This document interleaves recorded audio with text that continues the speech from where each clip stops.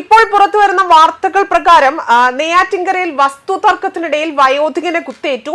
നെയ്യാറ്റിൻകര മാളികക്കടവ് സ്വദേശിയായ ശശി എന്ന വ്യക്തിയാണ് ഇപ്പോൾ കൊല്ലപ്പെട്ടിരിക്കുന്നത്. വസ്തു തർക്കത്തിനിടയിൽ വാക്കേറ്റം നടക്കുകയും ഒടുവിൽ അതൊരു കത്തിക്കുത്തിലേക്ക് അവസാനിക്കുകയുമായിരുന്നു.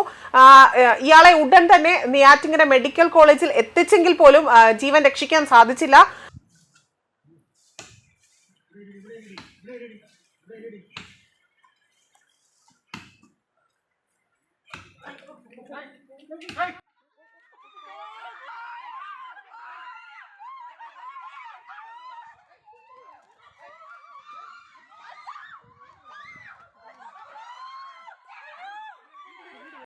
അപ്പൊ മോൾ അവിടെ കരയില്ല, അവളും വിളിക്കണം പപ്പ നോക്കി വെക്കുന്നു. ഇങ്ങനെ വിളിച്ചോണ്ട് ഞാൻ ഇങ്ങനെ എന്നോട് പെട്ടെന്ന് ചാടാനും പറ്റണില്ല. എന്നാലും ഞാൻ ചാടി അങ്ങ് ഇറങ്ങിപ്പോയി.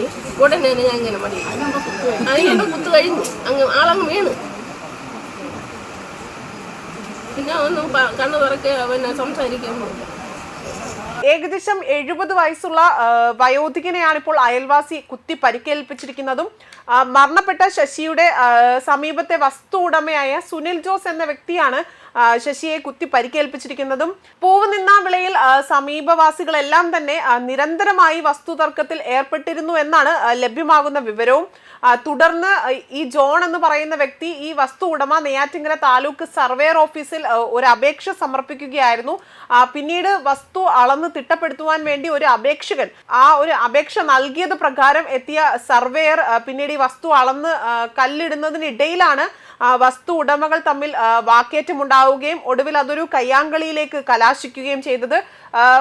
മരണപ്പെട്ട ശശി സുനിൽ ജോസിനെ ആക്രമിക്കാൻ എത്തിയപ്പോൾ സുനിൽ ജോസ് കയ്യിലുണ്ടായിരുന്ന കത്തി കൊണ്ട് ശശിയെ കുത്തി പരിക്കേൽപ്പിക്കുകയായിരുന്നു എന്നാണ് പൊഴിയൂർ പോലീസ് നൽകുന്ന വിവരങ്ങളുടെ അടിസ്ഥാനത്തിൽ നമുക്ക് മനസ്സിലാക്കാൻ സാധിക്കുന്നതും. അതുപോലെ സുനിൽ ജോസിനെ പൊഴിയൂർ പോലീസ് ഇപ്പോൾ കസ്റ്റഡിയിൽ എടുത്തിട്ടുണ്ട്. അതേസമയം ദൃശ്യങ്ങളിൽ നിന്നും വ്യക്തമാകുന്നത് സുനിൽ ജോസ് ഓടിച്ചെന്നുകൊണ്ട് ശശിയെ പിന്നിൽ നിന്നും കുത്തി പരിക്കേൽപ്പിക്കുകയായിരുന്നു. പിന്നീട് സമീപത്ത് നിൽക്കുന്നവരെല്ലാം ഭീഷണിപ്പെടുത്തുന്നതായിട്ടാണ് നമുക്ക് ആ ദൃശ്യങ്ങളിൽ നിന്നും കാണാൻ സാധിക്കുന്നതും. എന്നാൽ മറ്റാരെയും ഈ പ്രതി ഉപദ്രവിക്കാൻ ശ്രമിക്കുന്നില്ല എന്നത് നമുക്ക് ആ ഒരു ദൃശ്യത്തിൽ നിന്ന് തന്നെ കാണാൻ സാധിക്കുന്നുണ്ട്. എന്നാൽ നിരന്തരം ഇവർക്കിടയിൽ ഒരു വസ്തു തർക്കം നിലനിന്നിരുന്നതായിട്ടാണ് സമീപവാസികൾ പോലും നൽകുന്ന വിവരത്തിന്റെ അടിസ്ഥാനത്തിൽ മനസ്സിലാക്കാൻ സാധിക്കുന്നതും.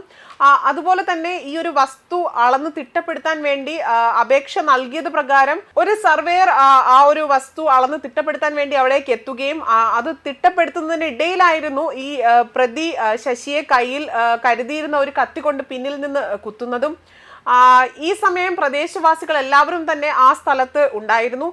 അതുപോലെ തന്നെ ഇയാൾ രക്ഷപ്പെട്ടു പോകാനായി ശ്രമമൊന്നും നടത്തുന്നതായും ദൃശ്യങ്ങളിൽ കാണാൻ സാധിക്കുന്നില്ല. താഴേക്ക് ഇറങ്ങി നിന്ന് ആൾക്കാരെ ഭീഷണിപ്പെടുത്തുന്ന ഒരു രീതിയിലാണ് ദൃശ്യങ്ങളിൽ നിന്നും കാണാൻ സാധിക്കുന്നതും.